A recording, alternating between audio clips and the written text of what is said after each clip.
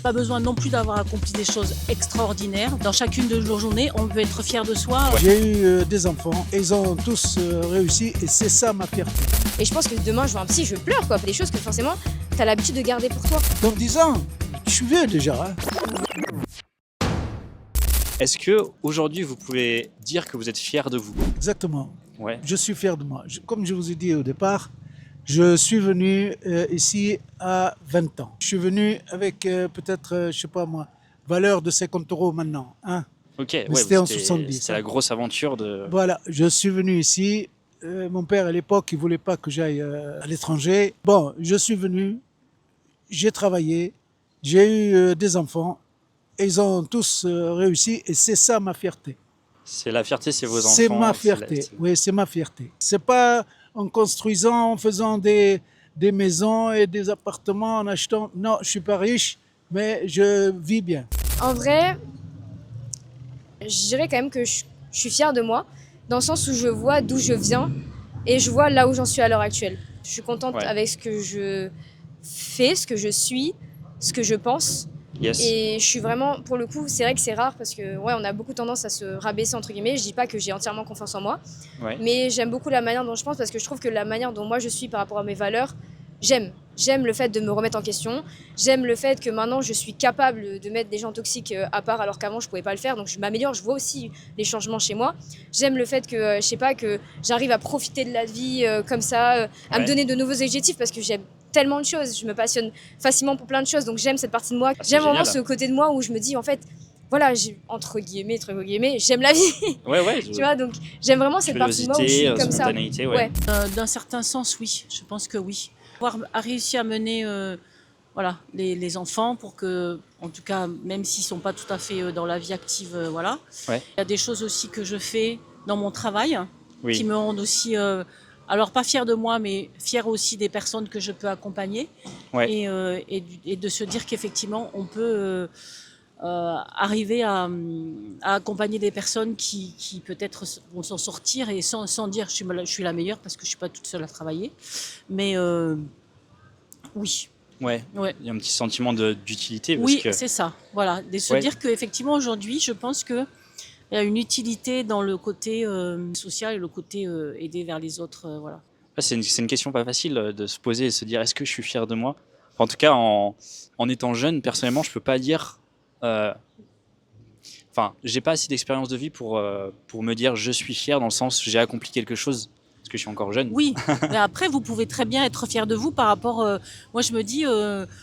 dans chacune de nos journées, on peut être fier de soi par rapport à se dire, eh ben, tiens, aujourd'hui, voilà, j'ai fait tel acte qui fait que je peux être fier de moi. Je n'ai pas besoin non plus d'avoir accompli des choses extraordinaires, mais chaque jour peut être un jour extraordinaire parce que j'ai tendu la main à quelqu'un, parce que j'ai pas procrastiné. Je peux dire que je suis fier de moi dans le sens...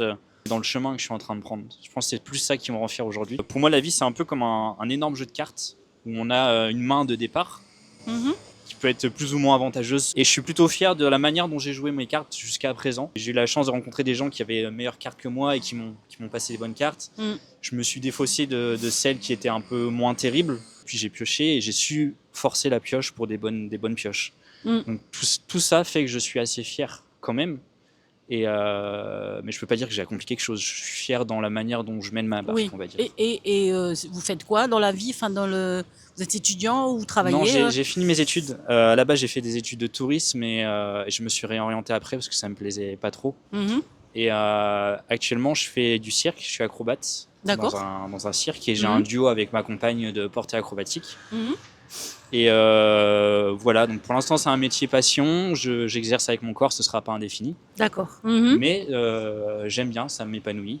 Vous pouvez être fier de ce que vous avez accompli, c'est ça. Je suis quand même content sur ce point d'avoir... je sais que c'est pas évident de trouver sa voie. Et je trouve que je suis dans une voie qui m'épanouit, qui me permet d'en vivre. Alors pas avec des milliers et des cents, mais voilà, je vis de ma passion. C'est pas facile pour tout le monde. Et c'est un luxe, c'est une chance que j'ai, donc voilà, j'en profite autant que je peux.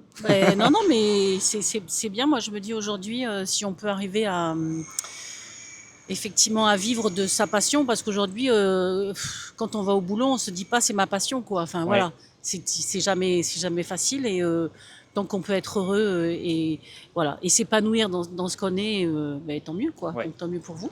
Voilà. Ouais, oui, je suis content. Oui. Bon, après, ce qui me fait un peu peur actuellement, c'est l'après. Parce que j'ai aucune idée de ce que je voudrais faire après. Une fois qu'on a goûté à cette satisfaction d'un métier qui nous plaît, qui nous épanouit, et en même temps où on a une certaine liberté de création et d'emploi du temps, ce qui me fait peur, c'est l'après. Quand je pourrai plus avec mon corps faire quelque chose, qu'est-ce qui viendra? Est-ce que je réussirai à trouver quelque chose qui me satisfera autant, un minimum, qu'aujourd'hui? Alors après, je pense, oui, après ce sera... moi qui travaille dans l'insertion professionnelle, alors handicap ou pas handicap, hein, je pense qu'on est dans un pays où on peut changer de voie à n'importe quel âge. Oui, c'est vrai. Après, il suffit juste d'être bien accompagné et de savoir quelles sont ses qualités, quelles sont ses compétences, quelles sont ses envies, ses besoins, ses attentes. Et si on se pose les bonnes questions et si aussi on fait, je pense, des compromis. Oui. Je dis, effectivement, peut-être qu'à 45 ans, vous ne pourrez plus le faire parce que votre corps ne répondra plus. Ouais, mais vous aurez emmagasiné des compétences que vous pourrez peut-être retransmettre ailleurs. Et voilà, et en se disant, ce sera peut-être pas parfait parce que ce que je faisais, c'était vraiment ce qui était extraordinaire pour moi. Ouais. Mais redonner quelque chose, voilà. Moi, je me dis aujourd'hui, on est dans un pays où on nous donne cette possibilité de pouvoir se changer de voie, en fait, à beaucoup de moments dans notre vie. Donc, voilà. Ouais. C'est en ayant justement cette maturité de se dire, oui, je peux faire quelque chose, mais ce sera peut-être pas mon rêve, mais en tout cas, j'essaierai de l'atteindre avec ce que j'ai déjà vécu et ce que j'ai déjà reçu avant, quoi. Ouais. Donc voilà, hein. Vous ne posez pas la question avant ou je me dis chaque chose en son temps peut-être. Oui, voilà. Non mais vous avez raison totalement. Et puis oui, peut-être que dans quelques années j'aurai trouvé autre chose et peut-être que je quitterai ce milieu non pas par contrainte physique et peut-être que ce sera autre chose. Bien sûr, saisir les opportunités. Vous avez dit que il y avait eu des cartes, etc. Peut-être que vous allez avoir d'autres personnes. Exact. Moi, je crois beaucoup. Je crois que voilà, les opportunités, quand on peut les saisir. Il faut un maximum les prendre. Il faut un maximum. Voilà. Après, il y a des fois, on fait des choix, des bons ou des mauvais, mais toujours rebondir. Voilà. Ouais, du mieux qu'on peut. La philosophie de vie aussi, c'est un peu ça. Comment vous voyez-vous dans 10 ans? Je suis vieux déjà. Hein. Dans 10 ans, je me vois toujours faire mon petit tour à Toulouse. Faire des échecs toujours. Perdre un peu de temps avec mon ordinateur à la maison. Et je suis amateur de foot. Et je continue à regarder presque tous les matchs. Même ma femme, elle est ennuyée avec ça. Elle n'aime pas le foot. Bon, voilà. Moi, j'aime trop Toulouse. Quand je pars et je reviens à Toulouse, comme si je rentre en Tunisie. Pareil. Ouais, c'est la même sensation. C'est la même sensation. Je sais pas. Je suis heureux de rentrer chez moi. C'est chez moi. Donc, dans 10 ans, je serai déjà à la retraite. Ok. Voilà. C'est un peu difficile, en fait, pour moi de me projeter, en fait. Ouais. Parce que on est une famille, on n'anticipe pas trop. Okay. Et voilà. Donc, c'est vrai que moi, j'aimerais... donc, je vis à côté des Pyrénées, donc pas très loin d'ici, voilà, à 1 heure d'ici. Je me vois pas dans une grande ville. Je me vois voilà, à la campagne. Ouais. Si je peux avoir une petite maison, voilà. Et puis toujours accueillir ma famille et faire un peu, comme je travaillerai plus, faire des choses que j'ai envie aussi de faire. Voilà. Ouais. Peut-être me poser aussi, parce que je serai pas si vieille que ça. En tout cas, je pense pas. Non, je pense pas non plus. Et voilà. Mais c'est vrai que je me projette pas. J'ai pas un projet en me disant oui. Voilà. Non, voilà, j'ai du mal en fait. Prenez les choses comme elles arrivent. Oui, c'est ça. Voilà. Nous, on aura fini notre carrière. Ça veut pas dire que voilà, parce qu'on va croupir dans la maison ou dans un appartement. J'ai envie de continuer à aller aider. Voyez, voilà, c'est ça. Ouais. J'espère avoir la santé pour pouvoir continuer justement. Ouais. À ça et de pouvoir voilà, être mobile, ça, c'est ça. Et c'est ce que je vous souhaite du coup, d'avoir la santé et de pouvoir continuer à faire ce que vous aimez et puis aider les autres. Ça. Tu m'as dit que tu avais 21 ans? J'ai 21 ans, ouais. 21 ans, donc tu auras 31 ans. Comment tu t'imagines dans ta vie à 31 ans? À 31 ans. C'est loin, ouais, hein. Je sais pas. En fait, j'espère juste que je serai heureuse et en paix. Yes. Parce que c'est compliqué en vrai d'être heureux dans la vie. Ouais. Donc j'espère que je serai heureuse et en paix avec moi-même. Ça va être compliqué, mais je le souhaite à tout le monde en vrai d'être heureux et en paix avec soi-même parce que ça fait tellement du bien. Donc j'espère que dans 10 ans, je serai, pourquoi pas, peut-être en couple, enfin.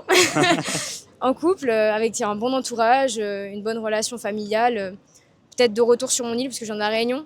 Donc profiter de la chaleur, le beau temps et de me dire, bah là je souffle, j'ai le métier que je veux, je peux avoir l'argent sur le côté, pourquoi pas voyager. Ouais. Voilà, donc accomplir mes rêves, mes objectifs.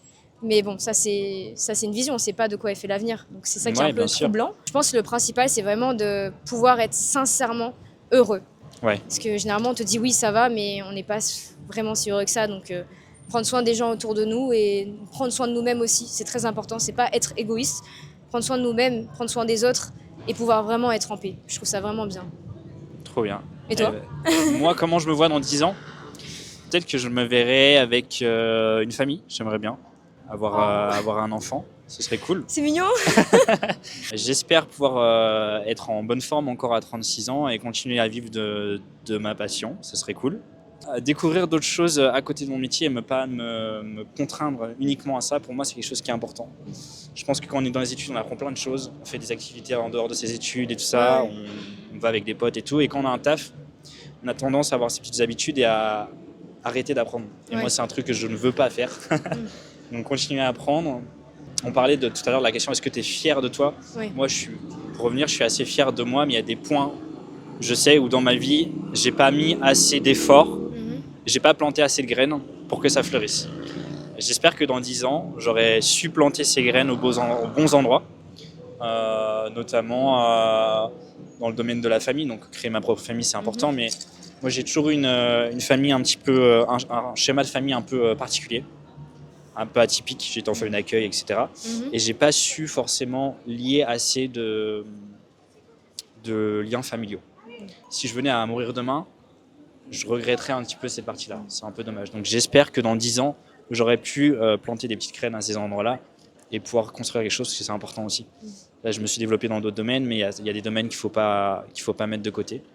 Mais au moins, tu t'en rends compte. Voilà. Ouais, donc, je trouve ça quand même énorme, parce que tu arrives quand même à avoir ce genre de choses-là. Parfois, on n'y arrive pas nous-mêmes. Après, c'est important aussi. Parfois, ça fait du bien aussi d'aller voir des psys. Moi, j'aimerais bien aller voir un psychologue. Je le conseille d'ailleurs d'aller voir, si vous pouvez aller voir des psys. Totalement, je suis d'accord avec toi. Ça aide vraiment énormément, on se rend pas compte. Et je pense que demain, je vois un psy, je pleure, parce qu'il y a des choses que forcément, tu as l'habitude de garder pour toi. Et là, tu as enfin quelqu'un à qui le dire. Tu vois, quelqu'un qui va t'écouter, qui va pas te juger, mais au contraire, qui va t'aider en fait à aller un peu plus loin et à comprendre. Et à la fin, quand tu vas te connaître, tu vas dire heureusement que je suis passée par cette étape-là en fait, parce que ça m'a apporté que du bonheur. Et par rapport à ce que tu as dit par rapport à la passion, je trouve ça aussi super important de faire quelque chose qu'on aime. Personnellement, alors le métier psychologue c'est intéressant, mais c'est pas ce que j'aurais voulu faire de base. Donc c'est vrai que j'aurais aimé bien aussi pouvoir vivre de ma passion.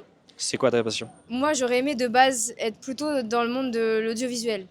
Mon goal, moi, ça aurait été de pouvoir voyager et de le filmer et partager aux gens, genre sur YouTube, sur les réseaux, juste même de parler de tout et de rien. J'aurais grave kiffé, genre juste, je fais une chaîne Twitch comme ça et juste, on parle de tout. On a tellement tous des points de vue différents, enfin, moi j'aime trop, donc c'est plus ce truc-là où moi j'aurais plus kiffé dans l'audiovisuel, YouTube. Je peux que t'encourager à faire ça, parce que franchement c'est cool, même si tu le fais à côté de tes études, à côté de ton métier, plus tard, je pense que c'est important. On parlait de graines à planter, tu vois, ça peut être une graine que tu plantes et on ne sait pas ce que ça va donner, peut-être ça donnera un bel arbre, un petit arbuste, on ne sait pas.